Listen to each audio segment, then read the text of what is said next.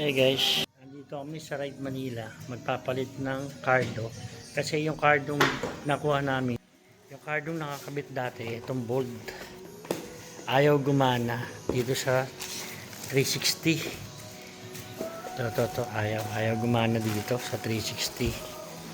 So ang ginawa, nagtry kami ng ibang cardo. Yun, gumana siya. Ayan, kinakabit ni Kuya. Ayan siya. Sa Ride Manila. Ito ang kinabit. Yan, unboxing. Yan, Paktok Edge. Yung cardo bold ayaw. Hindi siya kasi updated kasi unang nilabas siya. Phase out na eh. Phase out na to kaya di antena pa yun. Kumbaga sa wala na. Mga lumang nilabas, may antena pa siya. Ayan, may antena. Pero yung edge wala siyang antena.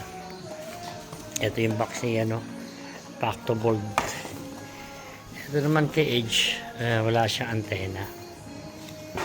Sa Ride Manila. Yan sila ate. Yan. Yan RM. Marami silang mga product. Kaya may mga boots. Yung nga lang, di natin alam magkano kasi parang mamahalin.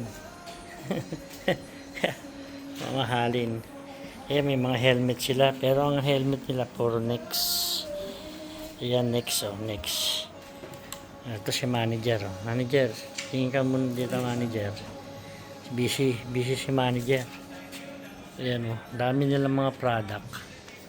May Kriega rin sila. Kaya ang Kriega bag, ganda yan. Waterproof din. Ayan helmet nila. May medyas pa at saka mga gloves. Ayan sa Kriega, kompleto sila. Puro Kriega.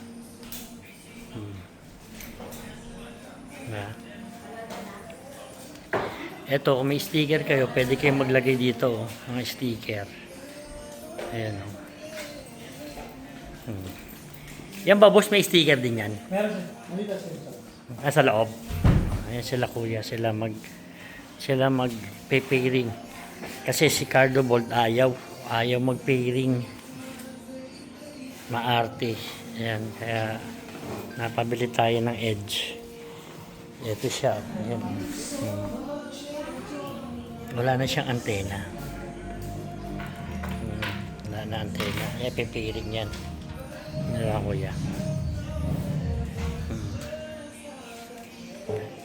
Preparing para sa Philippine Loop.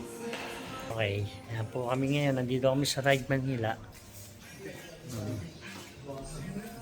Yan ang nila. Address sila sa Makati. Nakasale nga pala ang Cardo Edge nila hanggang September 15. Hanggang bukas Monday. Sunday kasi ngayon Monday. Ang presyo, ang original price 39,500 parang gano'n.